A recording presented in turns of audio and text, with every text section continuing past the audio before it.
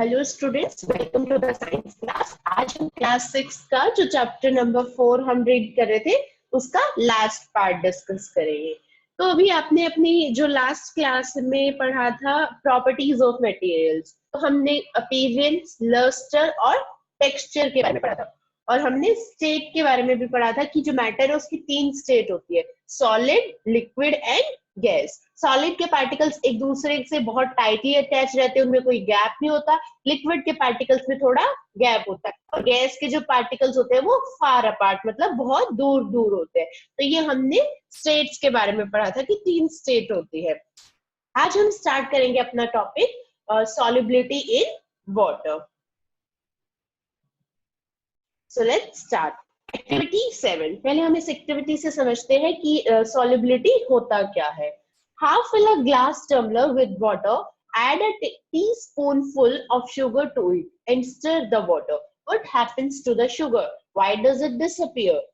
We say that the sugar has dissolved in water. Actually, water causes all molecule in a solid piece of sugar to break apart. The individual molecules, when separated, are so small that we cannot see them. We say that sugar is soluble in water. ना solubility क्या होता है, आप एक glass में पानी लो और आप उसमें नमक या शुगर कुछ भी उसमें डिसॉल्व करने की, उसमें घोलने की कोशिश करते हो, उसको चम्मच से स्टर करते हो, तो क्या देखते हो थोड़े टाइम बाद आपकी वो जो चीनी थी, आपकी शुगर थी या नमक था, जो भी था, सॉल्ट था, वो गायब हो जाता है। अब वो कहाँ गया? पानी में। जो आप जब आप उसको स्टर करते हो, उसको घोलते हो, चम्मच से उसको घुमाते हो, तो जो शुगर के जो पार्टिकल्स है ना, वो छोटे छोटे पार्ट्स में डिवाइड हो जाते हैं, और वो जब आप उसको घोलते हो बार बार, तो वो इतने छोटे हो जाते हैं कि वो आपको वाटर, फिर वो आपको पूरा वाटर ही दिखता है, कि वो हम फिर उन पार्टिकल्स को अलग से देख नहीं पाते। इसी को बोलते हैं कि जो शुगर के पार्टिकल है वो सॉल्युबल इन वाटर है, जो पूरी तरीके से पानी में घुल जाए, अब हम उनको अलग से नहीं देख सकते। तो ये होता है आपका solubility in water. For example, अगर मैं आपको सॉ डस्ट देती हूँ, सॉ डस्ट होता है जो चौक पाउडर, या मैं आपको सैंड देती हूँ, मिट्टी देती हूँ, और बोलती हूँ इसको सॉल्युबल करके दिखाओ, इसको डिसॉल्व करके दिखाओ वाटर में, चाहे आप उसे कितनी देर तक स्टर करके रख लो, क्या मिट्टी कभी डिसॉल्व होगी पानी में? नहीं होगी, सैंड नहीं होगी। तो जो नहीं घुलते उनको हम बोलते हैं इनसॉल्युबल सब्सटेंस, और जो पानी में घुल जाते उनको बोलते हैं soluble. Repeat the activity with salt, sand, and sawdust and chalk powder. What happens to each one of them? Fill in the table 4.1. अब आपको इस टेबल में इन सबको डिसॉल्व करके पानी में देखना है कि इनमें से कौन से जो सब्सटेंस है वो सॉल्युबल है और कौन से सॉल्युबल नहीं है। जैसे आपको पता है शुगर क्या है? सॉल्युबल, इन्होंने लिखा है। सॉल्ट भी क्या होता है आपका? नमक, सॉल्युबल इन वाटर। सैंड, मिट्टी कैसी होती है आपकी? इनसॉल्युबल। पता है ना, मिट्टी को चाहे आप कितनी देर तक स्टर कर लो, लेकिन मिट्टी कभी भी पानी में नहीं घुलती। जो सॉडस्ट होता है आपका, वुड का पाउडर, जैसे वुड होती है ना, उसका जो पाउडर होता है उसको हम बोलते हैं सोडस्ट। तो उसको भी चाहे आप कितनी देर तक पानी में डिसॉल्व करने की कोशिश कर लो, वो भी कभी पानी में डिसॉल्व नहीं होगा। तो ये दोनों क्या है? इनसॉल्युबल। चॉक पाउडर भी इनसॉल्युबल है, वो भी पूरी तरीके से कभी भी पानी में डिसॉल्व नहीं होगा। तो यहाँ पे शुगर और सॉल्ट सॉल्युबल है, sand, sawdust, and chalk powder are insoluble.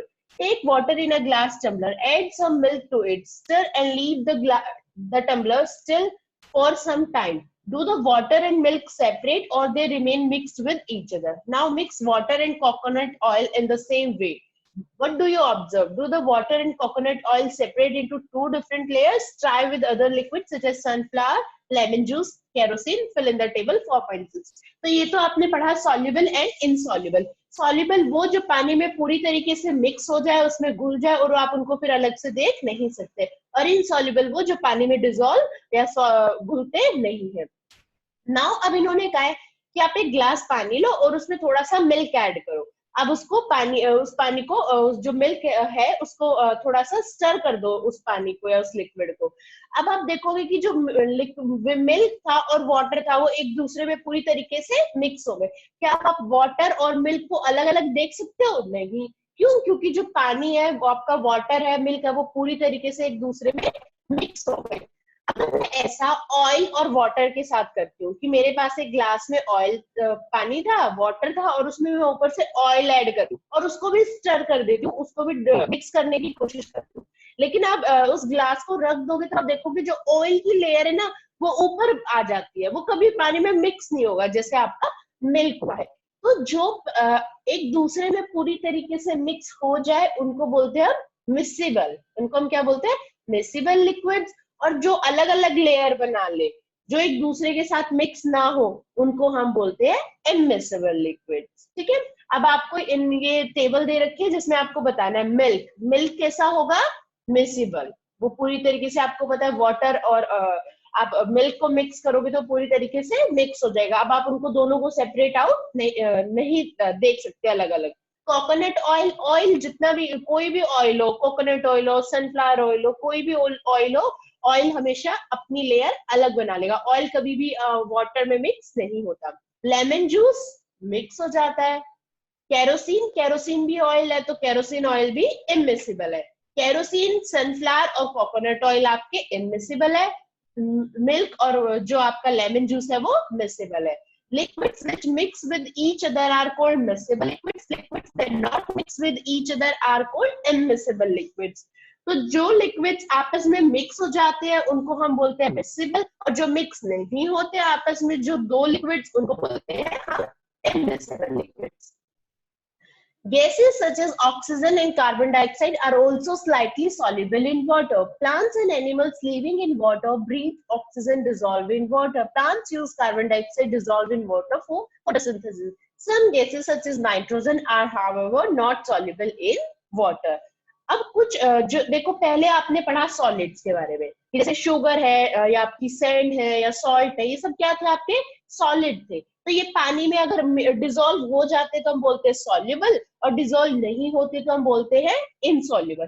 फिर आपने पढ़ा लिक्विड्स के बारे में, जैसे वाटर और मिल्क दोनों लिक्विड है, वो आपस में मिक्स हो जाए तो मिक्सिबल, और दो लिक्विड्स आपस में मिक्स ना हो तो इमिसिबल। अब है लिक्विड और गैस के बारे में।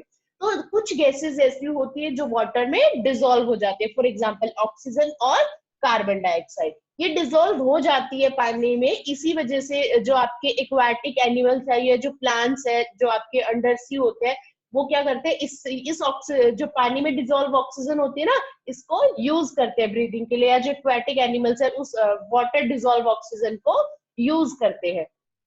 और वो जो प्लांट्स होते हैं वो फोटोसिंथेसिस में आपको पता है ना, जब खाना बनता है तो प्लांट्स कौन सी गैस यूज करते हैं? रेस्पिरेशन के लिए तो ऑक्सीजन यूज करते हैं, और फोटोसिंथेसिस मतलब खाना बनाने के लिए कौन सी गैस यूज करते हैं? Carbon dioxide. तो ये जो प्लांट्स है ये वाटर में दोनों गैस डिसॉल्व होते हैं, यहीं से उन दोनों गैसेस को यूज करते हैं। नाउ कुछ गैसेस है, फॉर एग्जांपल नाइट्रोजन। नाइट्रोजन जो है वो पानी में डिसॉल्व नहीं होती।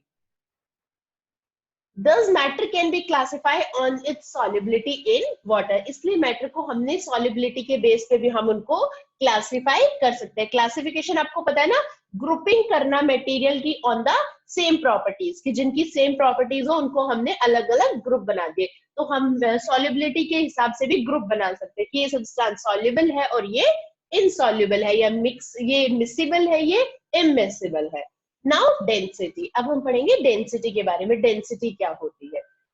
Floating and sinking. If you drop an iron nail in water, it will sink, but a piece of wood will float on water. If you weigh equal volume of iron, water, and wood, you will find that iron is heaviest and wood is the lightest. An equal volume of aluminium will be lighter than iron but heavier than water. It will sink in water. An equal volume of cotton will be lighter than water. It will float on water if placed on a wax paper.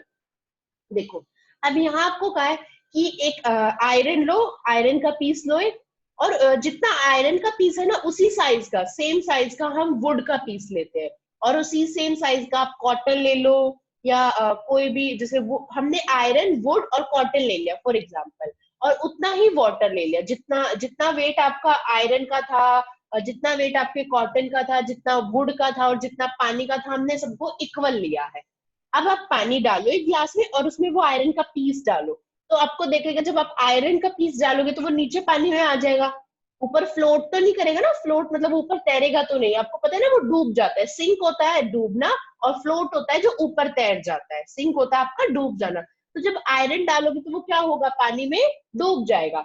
लेकिन अगर आप जो would डालोगे, would का जो छोटा सा piece होगा वो डालोगे तो वो पानी के ऊपर फ्लोट करेगा।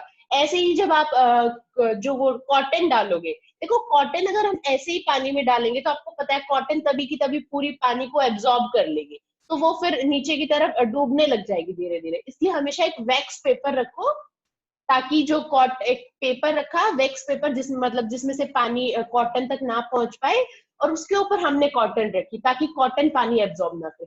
अब वो कॉटन भी आपको क्या पता है पानी के ऊपर फ्लोट करेगी। तो ऐसा क्यों होता है कि कुछ चीजें पानी के ऊपर फ्लोट करती है और कुछ चीजें सिंक हो जाती है? ये चीज डिपेंड करती है उनकी डेंसिटी पे। जिनकी डेंसिटी कम होगी वो चीजें फ्लोट करती है, जैसे ऑयल है, ऑयल की डेंसिटी वाटर से कम होती है इसलिए वो फ्लोट करता है, और जिनकी डेंसिटी ज्यादा होती है वो सिंक कर जाता है। अब डेंसिटी होता क्या है? The mass per unit volume of a substance is known as density. जैसे कि आपकी आयरन की वॉल्यूम, मतलब आपने आयरन सेम साइज का लिया था, और जितना साइज का आपका सॉरी आयरन था उसी साइज का आपने मतलब सेम सेम थे वो साइज, उसी साइज का आपने वुड लिया था। लेकिन अगर मैं उन दोनों का वेट कराती हूँ, उनको वे करती हूँ, तो आयरन का वेट ज्यादा होगा। आपको पता है ना आयरन का वेट ज्यादा होगा और वुड का कम होगा। तो जो हमने तीनों सब्सटेंस लिए थे ना वो साइज के अकॉर्डिंग सेम लिए थे, वेट के अकॉर्डिंग नहीं। हमने तीन सब्सटेंस लिए, आयरन पीस, वुड और कॉटन। तीनों का साइज हमने सेम रखा। लेकिन अगर तीनों को वेट करोगे तो सबसे ज्यादा आपको पता है वेट किसके अंदर आएगा? आयरन के अंदर, फिर वुड के अंदर और फिर कॉटन के अंदर। इसलिए जिनका वेट वाटर के वेट से कम होगा वो फ्लोट करेंगे, वो ऊपर तैरेंगे, और जिनका वेट वाटर के वेट से ज्यादा होगा वो सिंक कर जाएंगे। तो मास, कितना मास है वॉल्यूम के हिसाब से, मास पर यूनिट वॉल्यूम, उसको हम बोलते हैं डेंसिटी। तो डेंसिटी का आपका फॉर्मूला होता है, डेंसिटी को हम डेंसिटी को हम लिख देते हैं DENSITY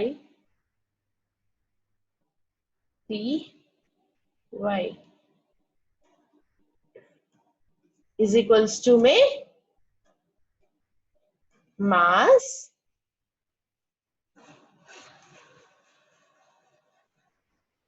मतलब कितना मास है उसका, कितना वेट है उसके अंदर, अपॉन में वॉल्यूम। तो आप देखोगे सबकी वॉल्यूम हमने इक्वल ली थी, मतलब सब सेम साइज के लिए थे, आयरन भी वुड भी। लेकिन आपकी वो मास किसका ज्यादा था, वेट किसका ज्यादा था? आयरन का। तो आपकी जो आयरन की डेंसिटी होगी वो भी क्या होगी? ज्यादा होगी। इसलिए वाटर की डेंसिटी से आपकी आयरन की डेंसिटी ज्यादा है, इसलिए वो सिंक कर जाता है, मतलब डूब जाता है। Now, a substance iron aluminium which is denser than water will sink in water. A substance wood and cotton which is less dense than water will float on water. तो जैसे मैंने आपको बताया था, अगर आप आयरन लोगे या एल्यूमिनियम लोगे, उनकी डेंसिटी क्या है? अब पानी से, वाटर से ज्यादा है, इसलिए क्या करेंगे? सिंक कर जाएंगे, मतलब पानी में डूब जाएंगे।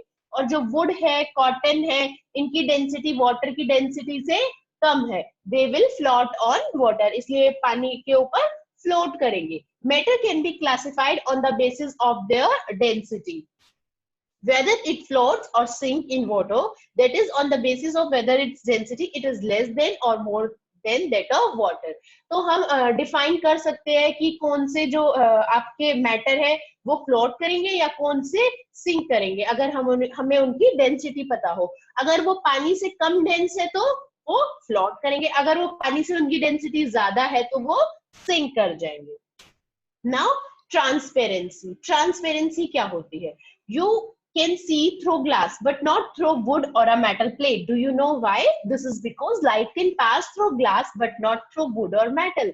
A substance are classified into three groups depending on the amount of light that can pass through them. If most of the light can pass through an object, it is known as transparent. If no light can pass through, it's called opaque. If light can pass through partially, it called translucent. We cannot see through translucent object. Frosted glass used in bathroom windows is translucent. अब देखो transparency क्या होती है. अगर मैं आपको clear water देती हूँ या मैं आपको एक बिल्कुल प्लेन ग्लास देती हूँ, क्लियर ग्लास, अगर मैं कहती हूँ इसके क्या आपको इसके पीछे का कुछ भी रखा हुआ ऑब्जेक्ट दिख रहा है, तो आपको दिखेगा. लेकिन मैं आपको वुड दे दूं या मेटल कुछ दे दूं या मैं कहूँ आपकी हैंड की पाम के पीछे देखो, तो क्या आपको उसके पीछे का दिखेगा? या मैं नोटबुक रख दूं आपकी आंखों के सामने और पूछूं क्या आपको इसके पीछे का ऑब्जेक्ट दिख रहा है, तो आपको नहीं दिखेगा. तो ऐसा किस वजह से होता है कि कुछ ऑब्जेक्ट्स के बिल्कुल आसपास पार आपको उनके पीछे का ऑब्जेक्ट भी दिखता है और कुछ ऑब्जेक्ट के थ्रू आप नहीं देख पाते.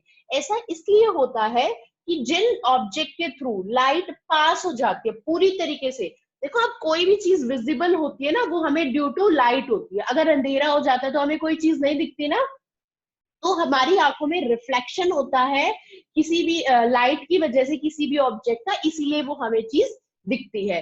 तो जिन ऑब्जेक्ट में से लाइट पास हो जाती है पूरी तरीके से, वो हमें दिखते हैं और ऐसे ऑब्जेक्ट को हम बोलते हैं ट्रांसपेरेंट ऑब्जेक्ट्स. और जिनमें से लाइट पास नहीं होती उनके थ्रू हम नहीं देख पाते. फॉर एग्जाम्पल बुक है आपकी, तो उसके थ्रू आप नहीं देख पाओगे. ऐसे ऑब्जेक्ट्स को बोलते हैं हम ओपेक ऑब्जेक्ट. और जिन ऑब्जेक्ट में से पूरी लाइट पास नहीं हो पाती, सिर्फ कुछ कुछ लाइट पास हो जाती है और कुछ पास नहीं हो पाती, तो इसको हम बोलते हैं पार्शियली, मतलब आधी लाइट पास हुई है और आधी लाइट पास नहीं हुई, तो उनमें से आपको धुंधला धुंधला दिखता है. तो ऐसे ऑब्जेक्ट्स को हम बोलते हैं ट्रांसलूसेंट.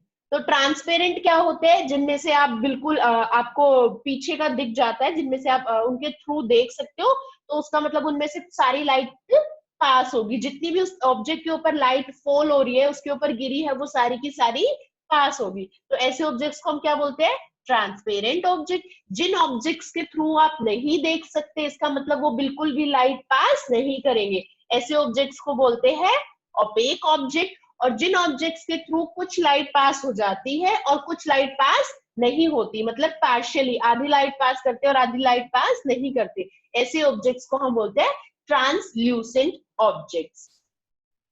नाउ अब जो आपके जो बाथरूम में या लिविंग एरिया में जो आपके लगे होते हैं ना, जो फ्रॉस्टेड ग्लास जो लगे रहते हैं, जो जिनमें से आप धुंधला धुंधला देख पाते हो, वो एग्जांपल है ट्रांसल्यूसेंट ऑब्जेक्ट के. Now activity 8, experiment investigation. Look towards a lighted electric bulb through a sheet paper. Can you see the bulb? Now spread a few drops of oil on the paper and look through the portion of paper on which there is oil. Do you observe? Can you see the glow of the bulb now? Can you see the bulb clearly? Or can you see only its glow? Is the oil sheet of paper opaque, transparent or translucent? अब इस activity में बोला है कि आप अपना कोई एक पेपर लो और उसमें से बल्ब को देखने की कोशिश करो. तो जब बल्ब आपका ग्लो कर रहा है, मतलब ऑन है, तो क्या आपको वो बल्ब दिखेगा? नहीं दिखेगा, क्योंकि आपका जो पेपर है वो कैसा है? ओपेक है, नहीं दिखेगा आपको. ना अब उसके ऊपर ऑयल डालो. आपको दिखता है ना, कई बार अब आप खाना खाते हो पढ़ते वक्त और आपकी बुक्स पे खाने के हाथ लग जाते हैं, तो ऑयल लग जाता है, तो वो ऑब्जेक्ट कैसा हो जाता है? थोड़ा उसमें से थोड़ी बहुत लाइट पास होने लग जाती है, तो उसमें से आपको पीछे अब आप उसमें से ऑयल स्प्रेड करने के बाद अगर आप उस पेपर में से देखने की कोशिश करोगे, तो आपको जो बल्ब है वो धुंधला धुंधला दिखाई देगा, मतलब पूरी तरीके से क्लियर तो नहीं दिखेगा, धुंधला धुंधला दिखाई देगा. इसका मतलब जो आपका ये ऑयल लगा हुआ है शीट पे, ये किस चीज का एग्जांपल है? ओपेक है, ट्रांसपेरेंट है या ट्रांसल्यूसेंट है? ओपेक होता है जिसमें से बिल्कुल नहीं दिखता, ट्रांसपेरेंट होता है जिसमें से क्लियर दिखता है, और ट्रांसल्यूसेंट होता है जिसमें से आपको क्लियरली नहीं, थोड़ा धुंधला धुंधला दिखता है. तो अगर आप पेपर पे ऑयल लगा दोगे और फिर उसमें से देखने की कोशिश करोगे, तो आपको आधा दिखेगा, पूरी तरीके से नहीं दिखेगा. Now air is transparent, that is why we are able to see things around us. Water when clear is also a transparent material. इसीलिए आपको पता है कि आप एयर, तो आपके चारों तरफ एयर है, तो इसलिए आप एयर की आपको हर चीज विजिबल है, क्योंकि एयर कैसी है? ट्रांसपेरेंट इन नेचर है, उसके थ्रू आप कोई भी चीजें देख सकते हो. जो क्लियर वाटर है वो भी कैसा होता है आपका? जो बिल्कुल साफ पानी होता है, ट्रांसपेरेंट का एग्जाम्पल है, क्योंकि उसके थ्रू भी आप देख सकते हो. Now activity 9, if the palm of your hand opaque, transparent और ट्रांसल्यूसेंट, जो आपके हाथ की हथेली है वो ओपेक है, ट्रांसपेरेंट है या ट्रांसल्यूसेंट है? कैसी है जो आपके हाथ की पाम है वो कैसी है नेचर में, उसके थ्रू आप नहीं देख सकते, तो that is opaque. Find out by placing your hand on a glowing electric torch in a dark room. तो अगर आपको ये एक्टिविटी करनी है तो आप कोई टॉर्च ऑन करो और उसको अपने पाम पे लगाओ और दूसरी तरफ से देखने की कोशिश करो, तो क्या वो आपको दिखेगा? नहीं दिखेगा, इसलिए जो आपके हाथ की जो पाम है वो कैसी है? ओपेक है. Matter can be classify on the basis of transparent, translucent और ओपेक. इसलिए आप मैटर को क्लासिफाई कर सकते हो कि वो ट्रांसपेरेंट है, ट्रांसल्यूसेंट है या ओपेक है. अब इससे रिलेटेड मैं आपको कुछ पिक्चर्स दिखाती हूँ, आपको ज्यादा क्लियर हो जाएगा. ये है इमिसिबल और मिसिबल एंड इमिसिबल. मैंने बताया था जो आपस में पूरी तरीके से मिक्स हो जाए, जैसे अगर मैंने इसमें लेमन जूस डाला है कुछ, तो ये मिक्स हो गया है, आपको दिख रहा है इसमें से अलग लेमन जूस? नहीं, तो ये क्या है? मिसिबल है. लेकिन मैंने ऑयल डाला या कुछ भी अलग अलग डेंसिटी के सब्सटेंस डाले तो ये मिक्स नहीं हुआ, सबने अपनी अलग अलग लेयर बना ली, तो इनको हम क्या बोलते हैं? इमिसिबल. नाउ फॉर एग्जाम्पल आपने ऑयल एंड वाटर का पढ़ा था कि जो ऑयल भी होता है वो पानी में मिक्स नहीं होता, ऑयल अपनी लेयर ऊपर बना लेता है. अब देखो ऑयल पानी के ऊपर फ्लोट कर रहा है, इसका मतलब इसकी डेंसिटी कैसी है? ज्यादा है. अगर कोई ऐसा ऑब्जेक्ट हो जाता जो पानी के नीचे बिल्कुल ग्लास के नीचे आ जाता, उसमें सिंक कर जाता, डूब जाता, तो उसकी डेंसिटी पानी की डेंसिटी से ज्यादा होती है. अब ऑयल की डेंसिटी पानी की डेंसिटी से कम है, इसलिए ये फ्लोट कर रहा है. और ये किस चीज का एग्जाम्पल है? इमिसिबल का, क्योंकि ये दोनों मिक्स नहीं हो रहे. Now transparent, translucent and opaque. इस पिक्चर से आपको ज्यादा क्लियर हो जाएगा. देखो ट्रांसपेरेंट पे क्या है, जितनी भी लाइट इसके ऊपर फॉल हो रही है वो सारी की सारी पास हो रही है, तो इसमें से आप क्लियर देख सकते हो. ट्रांसल्यूसेंट होता है जिसमें से सारी नहीं, ओनली कुछ लाइट पास हो रही है, सम लाइट पास थ्रू, तो इसमें से आपको धुंधला धुंधला दिखाई देता है. ओपेक में से बिल्कुल भी लाइट पास नहीं होती, तो आइस के थ्रू आप नहीं देख सकते. तो ये था translucent, transparent, translucent and opaque. Now इसमें आप देख सकते हो ये जो गर्ल है इसके हाथ में प्लेन ग्लास है बिल्कुल, या फिर ट्रांसपेरेंट शीट है, इसके थ्रू ये बिल्कुल इसको दिख रहा है ना, ये गर्ल खड़ी है इसके जो पीछे है, तो इसका फेस भी हमें विजिबल है. ये किस वजह से विजिबल है? क्योंकि इसमें से लाइट पास हो रही है. तो ये किसका एग्जाम्पल है? ट्रांसपेरेंट का. सेकेंड वन में जो आपको बॉय खड़ा है उसका फेस आपको धुंधला धुंधला विजिबल है, तो उसमें से कुछ लाइट पास हो रही है, पूरी लाइट पास नहीं हो रही, और only some amount of light pass through it. तो ये किसका एग्जांपल है? ट्रांसल्यूसेंट. और इस ऑब्जेक्ट जो इसके हाथ में, इसमें से हमें ये गर्ल का फेस नहीं दिख रहा, तो इसका मतलब कोई भी लाइट पास नहीं हो रही, तो ये किसका एग्जांपल है? आपका ओपेक का. नाउ आप इसमें भी और ज्यादा क्लियर हो जाएगा. अब आपको देखो यहाँ से जब इसके पीछे जिराफ खड़ा है लेकिन यहाँ से आपको ये नहीं दिख रहा, इसका मतलब ये ओपेक है. यहाँ से आपको धुंधला धुंधला दिख रहा है, इसका मतलब ये ट्रांसल्यूसेंट है. और जिसमें से बिल्कुल क्लियर दिखता है वो क्या है? ट्रांसपेरेंट. आई होप अब आपको opaque, transparent and translucent clear हो गए होंगे. अब यहाँ पे आपका चैप्टर फिनिश होता है. अब हम ये ओरल क्वेश्चंस डिस्कस कर लेते हैं. ओके पहले हम ये पढ़ लेते हैं अवर हेरिटेज, मतलब हमें जो विरासत में मिला है. Canada was a sage who lived in India in the 6th century BCE. He originated the idea that Anu was the smallest indestructible particle of matter, much before Dalton gave his theory of atom. देखो अभी तक आपने पढ़ा था कि हम किसी भी मैटर के स्मॉलेस्ट पार्टिकल को या एलिमेंट के स्मॉलेस्ट पार्टिकल को हम क्या बोलते हैं? एटम. और ये हमें किसने दी थी ये थ्योरी? डाल्टन एक साइंटिस्ट थे, उन्होंने हमें बताया था. उन्होंने बताया था कि हम एलिमेंट के स्मॉलेस्ट पार्टिकल को एटम बोलते हैं. और उन्होंने ये कब बताया था? 19th सेंचुरी में. लेकिन इससे बहुत पहले एक साधु थे कनाडा, उन्होंने हमें 6th सेंचुरी में, इन्होंने तो देखो 19th सेंचुरी में बताया था, लेकिन वो हमें 6th सेंचुरी में ही बता चुके थे. लेकिन उन्होंने हिंदी में बताया था. उन्होंने कहा था कि जो किसी भी पार्टिकल का सबसे स्मॉलेस्ट, जो किसी भी मैटर का सबसे स्मॉलेस्ट पार्टिकल होता है उसको हम अणु बोलते हैं. ये उन्होंने हिंदी में बताया था. बाद में डाल्टन ने इसी को एटम नेम दे दिया.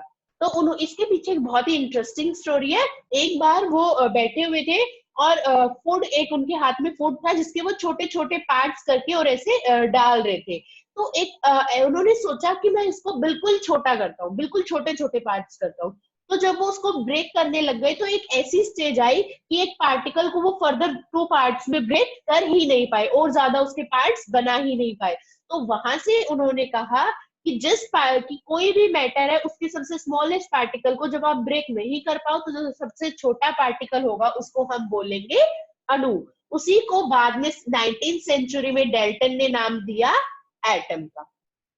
Now oral questions. So your question number first, name one solid, one liquid and one gas that are soluble in water, जो पानी के अंदर डिसॉल्व हो सकते हैं।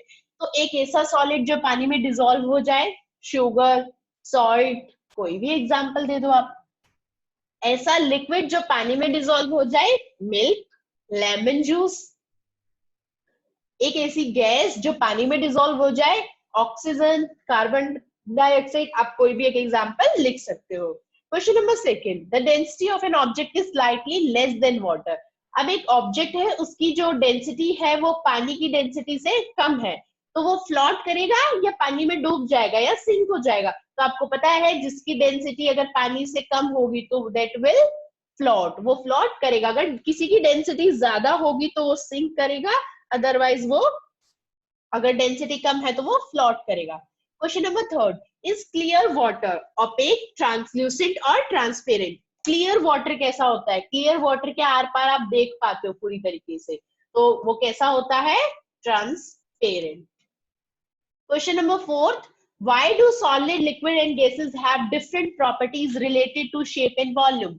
जो आपके तीन स्टेट्स है मैटर की, सॉलिड, लिक्विड, गैस, उनमें डिफरेंस क्यों होता है उनकी शेप और वॉल्यूम में, कि किसी की फिक्स्ड होती है किसी की नहीं होती। ऐसा इसलिए होता है क्योंकि उनके अंदर जो मॉलिक्यूल्स की अरेंजमेंट है ना वो अलग अलग है। सॉलिड्स के जो मॉलिक्यूल्स है वो टाइटली पैक्ड है, लिक्विड के थोड़ा लूज है, और जो गैसेस के है वो बिल्कुल ही लूज होते हैं, बहुत दूर दूर होते हैं। तो ये यहाँ पे आपका चैप्टर फिनिश होता है। अब आपको ये पूरा चैप्टर रीड करना है एंड अपनी एक्सरसाइज, जो बुक एक्सरसाइज है वो सॉल्व करके देखनी है। अब कल हम अपनी बुक एक्सरसाइज के जो क्वेश्चन आंसर्स है उनको फर्दर डिस्कस करेंगे। So thank you students.